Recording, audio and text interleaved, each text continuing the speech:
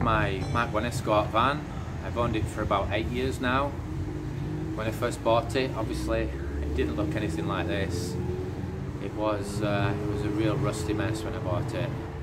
I think it was back in the UK at that time. No one would have taken on the restoration job. It was that bad. When I bought it, it was running a Nissan A12 engine, which back in the day people liked to swap out the original engine and fit the Nissan engine because parts were readily available for that engine and they were cheap, and to be fair, the engine is quite good. It seems to run forever. It's obviously not running a Nissan 1200 engine anymore.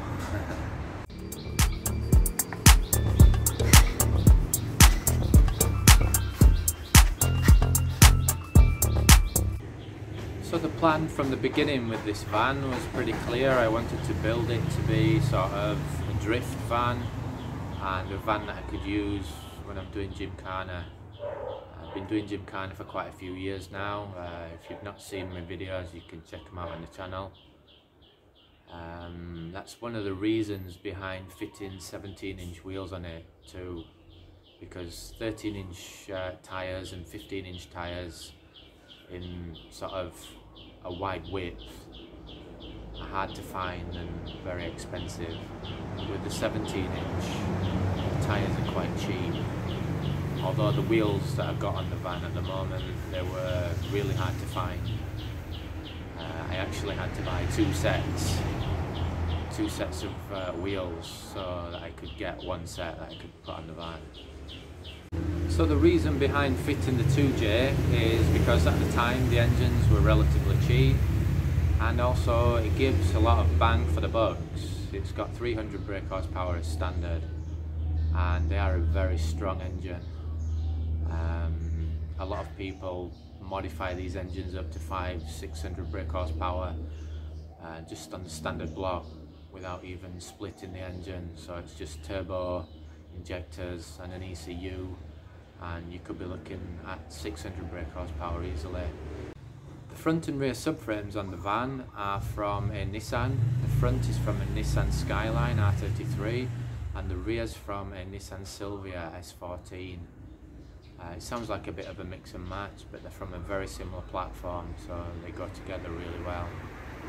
The reason behind fitting those on the van is there's a lot of parts available in Thailand, a lot of options. The bushes are bigger, and obviously you can fit the Skyline rear diff on there as well. It's got independent rear suspension.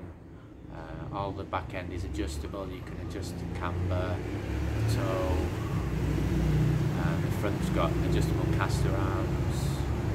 So yeah, there's a lot of options that you could do with these subframes that you couldn't do if you fitted a solid live axle and you kept the front end, standard front end of the Escort.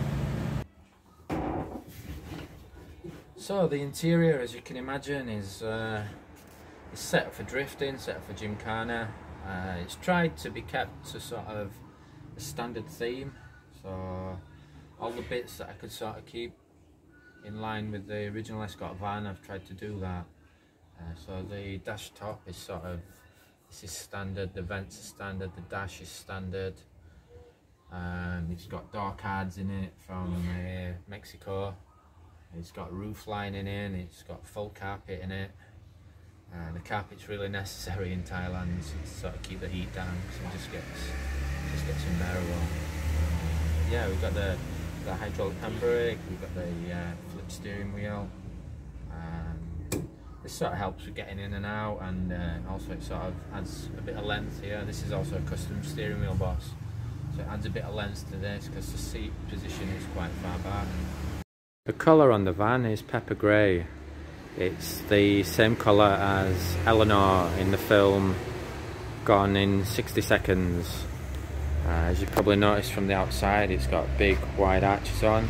These are based on the bubble arches, but have obviously been made bigger so they can fit the 17s on there, and obviously with the wider track from the S chassis suspension, it's quite a lot wider. trying to keep in theme with sort of the standard look. I've gone for the quarter bumpers on the front and the back. Put some extra air holes in the front so the intercooler can get more air and the radiator can get more air. It's got the Mk1 RF front spoiler on it. It's got towing eyes on the front and the rear. As you can see there's also a hole. That's for the air filter, and there's one at the other side there. That's for the oil cooler, which is under the wing.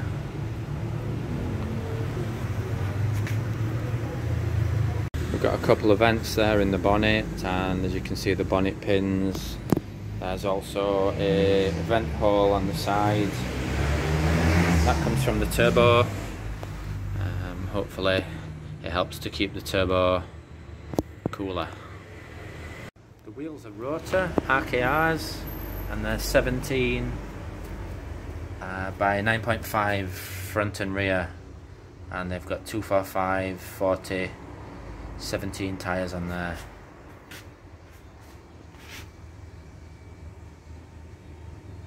The brakes on the front are from a Nissan Stagea. They're a twin pot caliper, which is on the back, and we've got drilled and grooved discs on there. The brakes on the rear are from a Nissan Skyline R32. They're also a twin pot. We've got one set of calipers for the foot brake, one set of calipers for the handbrake, and also we've got drilled and grooved discs.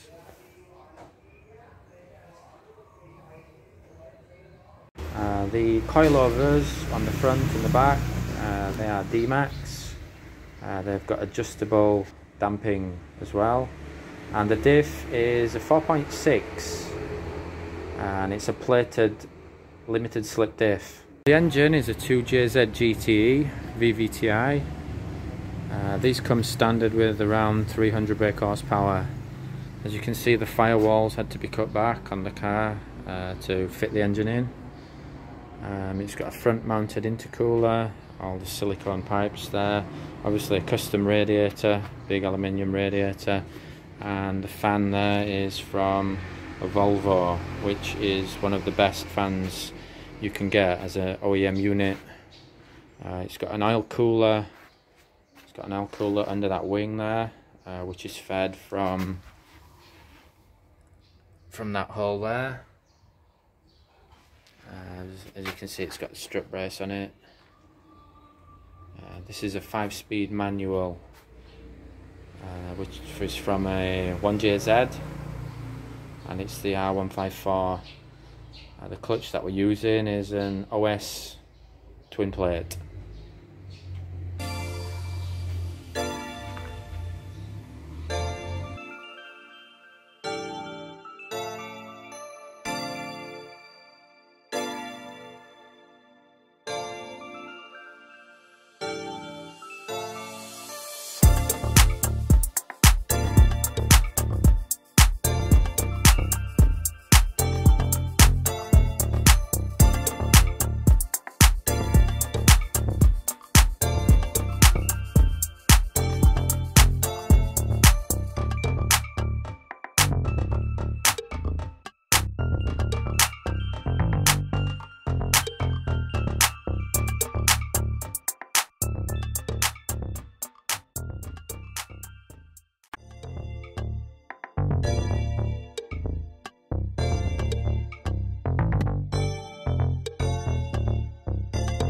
If you like this video, give it a like, and please consider subscribing if you already haven't. I'll see you next time. Cheers. Bye bye.